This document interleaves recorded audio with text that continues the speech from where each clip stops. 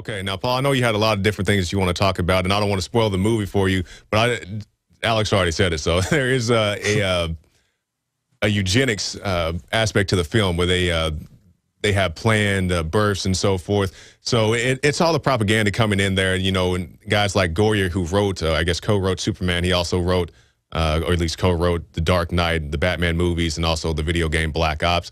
So the guys are definitely well-informed, well-involved in what's going on in the world. Well, precisely. I mean, they're on the cutting edge, aren't they? Alex also mentioned the film Elysium, which is, you know, the upcoming dystopic Matt Damon film. And in that, humanity separates into two new class systems. Those who get the cybernetic upgrades, they go and live on an off-planet habitat. And then the rest of humanity is consigned to a dying Earth, you know, overpopulated, lack of food, lack of sanitation. So this theme runs through a lot of Hollywood blockbusters at the moment because it's also on the cutting edge of science with, you know, people like Ray Kurzweil talking about it, which we can move on to now. Sure.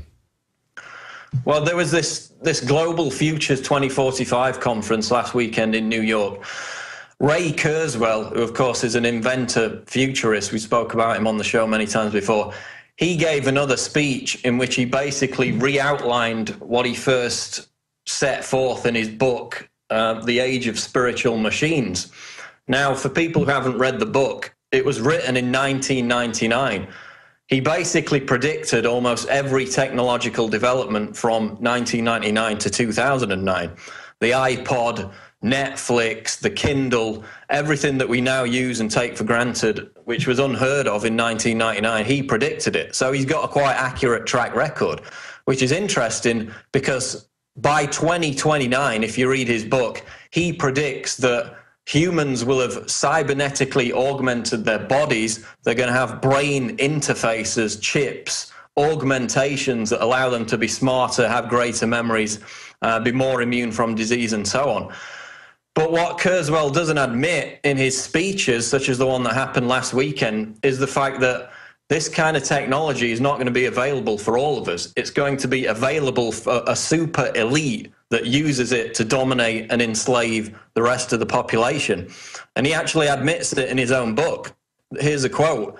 People involved in unskilled labor will become superfluous when their jobs are replaced by machines, and there is almost no human employment in production, agriculture, and transportation. So the machines are going to come in to replace the workers, the unskilled labor, and then people who either refuse or are incapable of getting the cybernetic implants, the cyborg upgrades. This is what he said about them. Quote, humans who do not utilize such implants are unable to meaningfully participate in dialogues with those who do.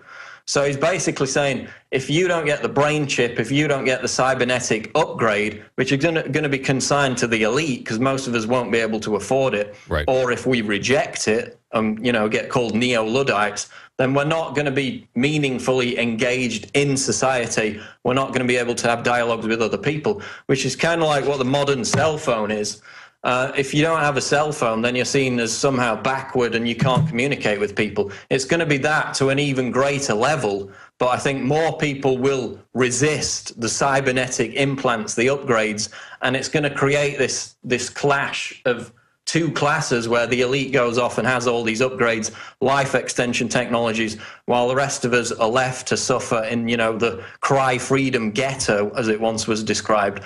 And we see this not just to interrupt you briefly, Paul, and we get back to Kurzweil, but we see this recently with the Xbox, I don't want to call it a scandal, but the Xbox One, the next generation, where they said that they were going to have it plugged into the internet 24 hours a day, and it had the retina scanning. The thing was so advanced it could tell if you were enjoying the game. And we had one of the publishers, I believe it was, for one of the game companies, came out and he said, well, if you don't like your Xbox being on 24 hours a day and all your information being gathered, well, you can just stay with the Xbox 360. And enough people said, well, we'll just stay with the Xbox 360. Then Microsoft came and was like, no, to go out and buy the Xbox One. So we see when people rise up and they say, we don't want this technology that can actually have a meaningful impact. Well, precisely. I mean, you don't have to go along with it. What they're trying to bring in is the Internet of Things, where slavery is sold as convenience. I mean, this is what Petraeus talked about when he said, you know, it's the new cutting edge of clandestine statecraft. They don't need to wiretap anyone if every device in your home is on the internet, is sending messages about you, is recording you, as with the Xbox. Exactly. No, I didn't mean to interrupt, Paul. Go ahead. Well, yeah, and that's basically what this is all heading towards, is being even more plugged into the matrix. And those who aren't are ostracized from society. I mean, you read the book and it's quite frankly bizarre. By the end of the book, one of the characters in it who he has a dialogue with has merged with her computer hive mind lover and is having sex with herself in virtual reality. This is in Kurzweil's book? That he envisages. That's in Spiritual Machines? Yeah, it's crazy. Okay, I'm sorry. Go ahead. Go ahead. It's absolutely crazy. She dumps this character, Molly, dumps her husband and actually goes off and fornicates with this computer hive mind. And then by the end of the book, Kurzweil wants to get in on the fun as well. So this is a very disturbed mind. There is a real story about some, I guess they do this in Japan, where you can marry like a video game character or like a cartoon character. And there's this guy, he married a cartoon character and he had it on his little iPhone or whatever it was. He's like, yeah, this is my wife, Susie, and I don't know how they fornicate, or I guess they're married so they don't fornicate. But we'll talk about all that and a whole lot more on the other side with Paul Joseph Watson. Jakari Jackson here, and I want to talk to you for a second about water. You know about ProPure, our flagship water purification system, but check out some of our portable water filter products at InfoWarsStore.com. The clearly filtered water pitcher. Also, for those of you on the go, we have the Athlete Edition filtered water bottle and the RAD Eliminator Pro filtered sports bottle that removes radiation. And keep in mind, we have replacement filters for all of these products. The ever popular grab and go bag favorite, the Life Straw, the Crystal Quest shower filter system, and the Aquapod kit, great for mass storage of water. And while you're at the InfoWars shop, pick up a copy of our latest book, 31 Days to Survival. You can find all this and more at the InfoWarsStore.com. And don't forget, it's your support that funds our operation. Sign up for our free newsletter at InfoWars.com/newsletter.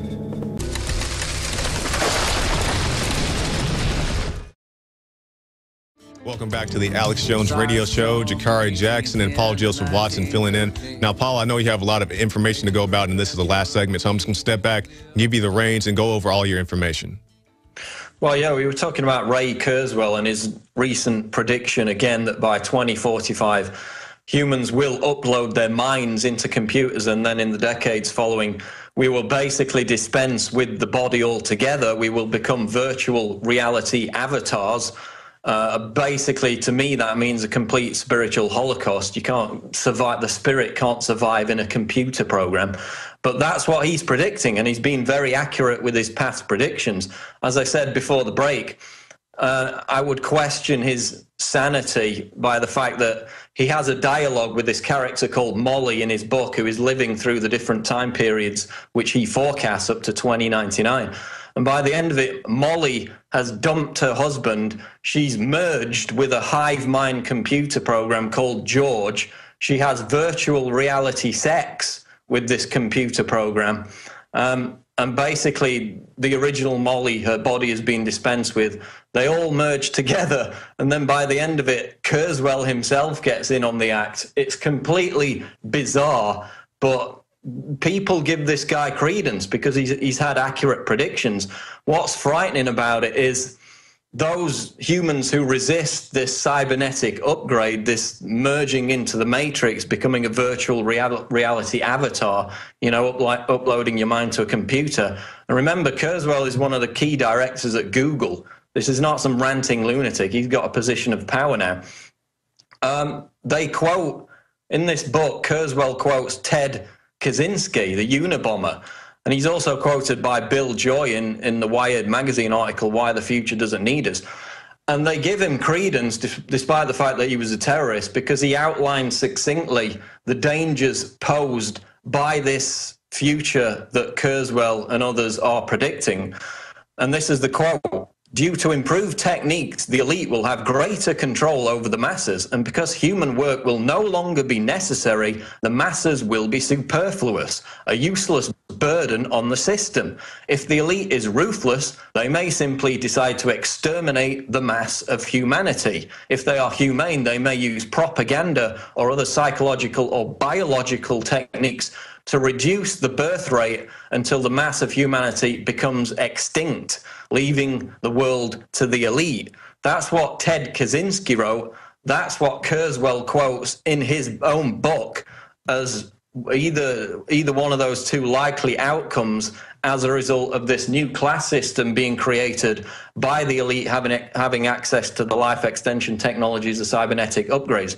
So they're basically saying, once the elite are in that position of total technological dominance, we will be superfluous if we don't adopt the same thing. It will be kept from us to begin with. Most people won't be able to do it. So we'll either be sterilized and go out of existence, or they'll just slaughter us straight off the bat. So that's what the futurists are predicting for humanity. I, for one, have no interest in seeing that as the future of the human race, but a lot of influential elitist futurists like Ray Kurzweil do. Yeah, it's a very scary thing. It's a very creepy thing. You know, it reminds me of that statue you guys saw at Bilderberg, that weird half Terminator-looking thing climbing out of the ooze, and that's really what they want. And it sounds so sci-fi to anybody, you know, who's new to this information, but this is very much what they want. Briefly, Paul, give me your thoughts on Google Glass. Well, again, Google Glass was predicted by Kurzweil in this book in 1999. Eventually, obviously, it's going to be embedded in the eye. It's going to be a contact lens as well. But that is part of this transhumanist move towards cybernetic upgrades. The good news is that businesses across America are already banning it because it's basically a wiretap Paul, we're system. close to the end, but I do agree with you on that. InfoWars Nightly News tonight, 7 p.m. Central. I'll be hosting. Gigi Arnetta will be in studio with me. Now you can watch the InfoWars Nightly News streaming live as it happens for free. Check it out at Infowars.com/show.